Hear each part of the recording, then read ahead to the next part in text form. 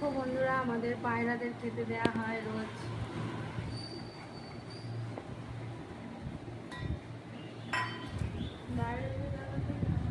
ওরা রোজ দুবেলা আসে, 2-3 বেলা সকাল থেকে শুরু করে। এই দেখো,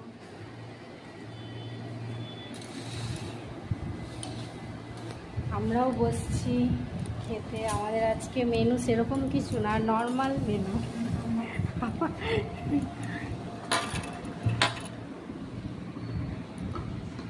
এটা কি বলো তো?